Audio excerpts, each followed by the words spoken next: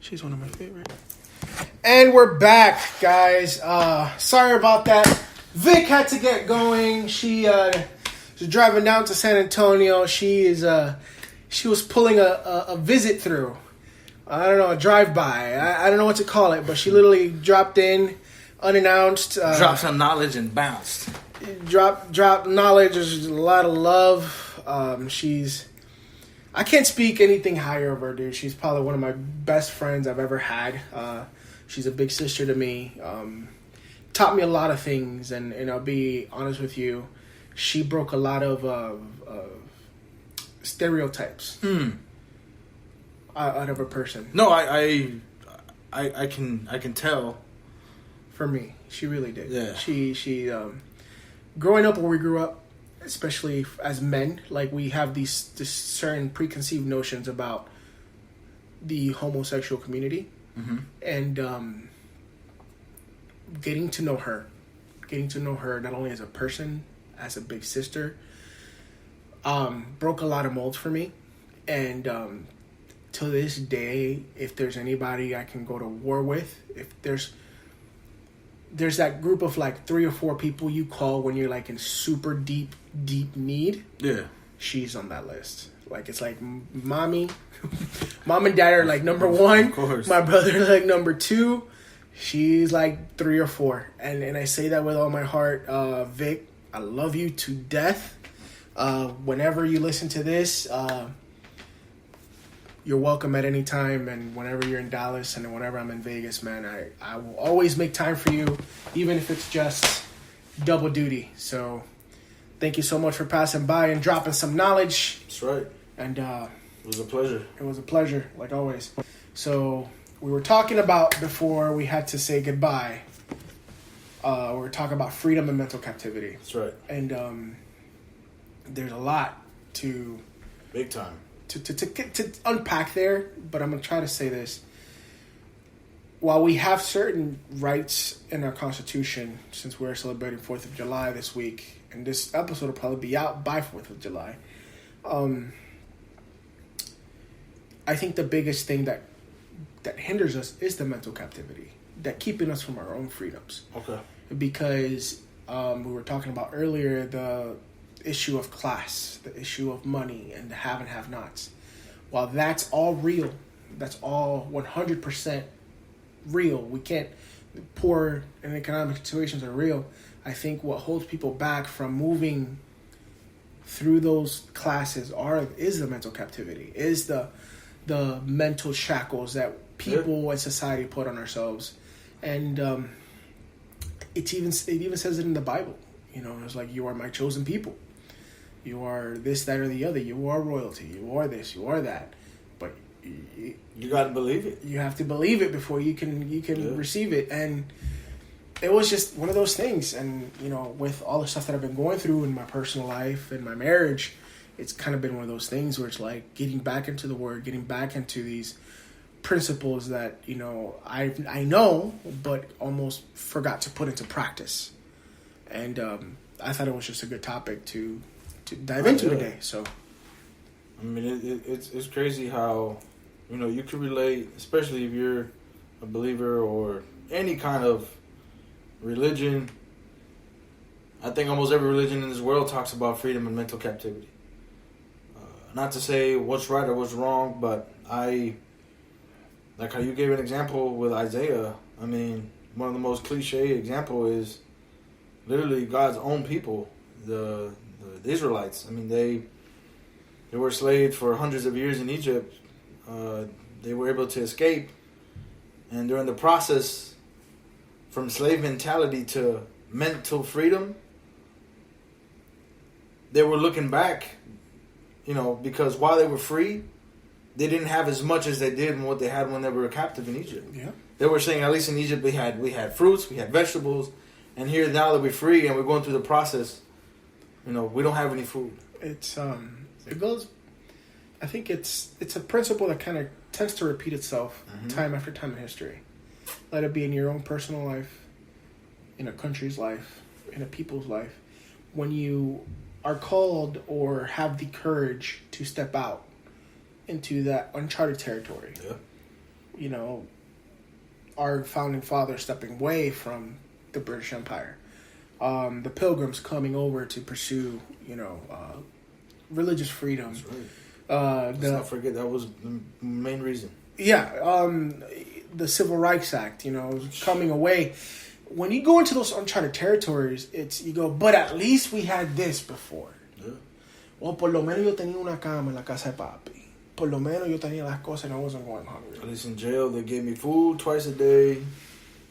All of a sudden, crazy, man. You become a captive to your own mental limitations. And I think this 4th of July, on top of celebrating this awesome country with all its faults and all its craziness, I think it's kind of fitting that we here at CoñoCast, at least on my part, I want to break down all boundaries. We know what we want. We know what we're trying to achieve. And we want to bring you guys along as we break the mold. We break the mold of what a Latin, with 2 Latin kids are supposed to do. You know, we're breaking that. You know, yeah, there's the John Leguizamos of the world, there's the entertainers, but what we're doing is so stinking unique, and it might just be a podcast, but we're restructuring a lot of stuff, and I'm over here thinking it's like, no, we're breaking the mold to grow into the new position that we're creating, because I don't see anybody else doing what we're doing. I mean, I'm sure that there is. I'm sure that they have their flavor. But what we're doing, what we're planning out, we're structuring these things. We're mixing the fight sports, the Latin culture, the politics. We're talking about our experiences. We're doing it our own way, our own flavor, our own style. Like, we're not biting off anybody. Yeah, I mean, we us, bro. I mean, we try to do us. We make mistakes, you know, we try to fix it the following week. I mean, all this is truly for the love of what we do. I mean, I feel like everybody that comes where we come from, and it's not like, oh, I came from the hood and nothing like that. Nah, Florida in general is crazy, whether you live There's that voodoo in the dirt. I mean, growing up middle class, there was a mental captivity there too, especially in Orlando. And if you look at every city, has their own different agenda as far as what people do and their off time. And it's hard for people in Central Florida, especially Orlando, to get away from certain lifestyles because it's complacency is like how you were saying, man. Just whenever you go into uncharted territory, you get scared, you get comfortable where you came from, you remember those things, everything you had, and then, you know, it's sad sometimes, man. And I mean, it's such a deep topic, bro, that we can talk about this literally for 2-3 hours and still have room to talk. Oh yeah, and there's so many aspects of this. You know, I think there's a premise, and I think this is important to freedom and even breaking the binds of mental captivity, is to have discipline. Oh yeah. You know, to instill discipline within your own structures, and I think that's a good beginning. I think there's a reason that we, as a team, we try to have the discipline to bring you guys a show once a week. Not because we want to, because trust me, there are weeks where we literally text each other like we don't know if we're gonna make it. Oh yeah, but if we got to push it out, you know, a day or two, we'll still make it happen. We look for a way. Well, we look for a way, but we have the discipline to continue to do so. Right. As far as my weight loss journey, you know, that has been like a big issue and kind of opened the doors for us to start networking with other podcasts. Has been the weight loss journey that I've been on, and I think that more than my story, I tell people, and I keep telling people, and when people reach out to us, I'm not the guy you guys want to talk to. I want people to hear your story and the things that you've been through, and your flavor of everything that we do, you know. And I mean that because, one, you're my friend, and two, you're my brother, and I say that with all my heart. It's what you bring to this team is so stinking unique. It's so raw. It's so unfiltered. yeah, I have the more vulgar mouth, but you have this grit that I want people to discover. Like, I don't care how, like, because you're so camera shy, because you're so, I don't really want to do these things, is the reasons I want people to get to know you. I want the masses to know who you are, because your story is more relatable to the kid selling drugs down the street than mine is. Mine is for the loser on the couch. Yours is for the tecato down the street trying to get his rocks off.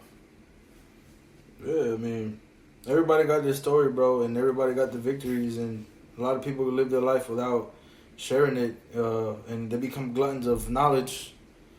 Just like you could be a glutton with food, a glutton with certain things, but, you know, you learn as life continues, and if you're not giving back knowledge into people and helping people out, and not only with knowledge as far as words and wisdom, even monetarily, you know, there's a lot of people out there that are not, that are very well off, and then you go to somebody that isn't as well off, and then they're very generous, and the people that are very well off are not very generous, or even vice versa. You know what I mean? That's a big, for me, it was one of the biggest things that I've had to learn, because, you know, I'm not gonna say I'm wealthy, I'm not poor, but overcoming a mental captivity of being generous was one of the things that was one of the biggest struggles, and I'm seeing freedom in there now, and I'm very thankful. Yeah. You know, for that, man. But there's so much, bro. Like I said, everybody has their victories. Everybody has their dubs and their L's. And we're about to transition into this lovely. You like that? I like that. So, final segment of the day. Thank you for going through this journey today with us, from crazy amounts of sports news to some philosophical things to awesome conversations with a good friend of ours. Now we're going to wrap it up with the final segment of today. That's right. The biggest losers, the biggest winners of the week. Do you have a button that says drum roll? No, I don't, but... You have a laughing? This is the laugh. Hey! New York Knicks. The biggest L of the week. Why? Possibly of the past 20 years. These guys have been taking L's year after year after year. I mean, they took all the ass whoopings back when they was playing the Heat in that Heat rivalry. I mean, they came in mind thinking they were going to draft Zion Williamson. Did it happen? No. All right, plan B. KD and Kyrie Irving. Did it happen? Nope. Who did they get? Nobody. I mean, they got this, what's his name, RJ Barrett. Okay, great. He's a great college basketball player. We don't know what he's gonna do. Is Stephen A. Smith and your boy on Suicide Watch? What's his other name? Stephen A. Smith. I'm not gonna say he's on Suicide Watch. He's on Suicide. No, he's not. I think he's the one. He's gonna be shooting up a place. That's the difference. This guy is mad. What's your other boy, bro? Who? The comedian. Who? Michael Rappaport. Oh man, is he on Suicide Watch right now? That's another guy, bro. These guys in New York, bro, they're ready to shoot up something and somebody, bro, because they are upset there on the other side of the island. Yeah, bro. Manhattan is mad, bro. While on the other side, there's going dollar bill, y'all. The New Jersey and the Brooklyn and the Long Island, Long Island, they are rejoicing. Why? Because they got KD and Kyrie Irving, I can't wait to see him in that uniform. I like that uniform. It's gonna look good on him. So can I ask you this question, bro? What's up? The Nets picking up KD and Kyrie Irving, what does that make them this week to you? They're winners for sure. I don't know if they're the biggest winners, but they're winners for sure. I know they're your biggest winners. They are. They share. However, it's more of a, I was going to say 70-30. I'm going to say it's more of a 60-40 split. You know who's my biggest winner of the week? Who? Pat Riley. Pat Riley? I mean, everybody was doubting him. Everybody was like, he can't get it done. He's lost it. All of a sudden. Real Miami fans know that Pat Riley will always put his team on the map. But, the media, he's lost it. All of a sudden, Pat Riley goes, hey, Jimmy, He goes, hey Jimmy, are you listening to me? What does he have up his sleeve, bro? All that cocaine.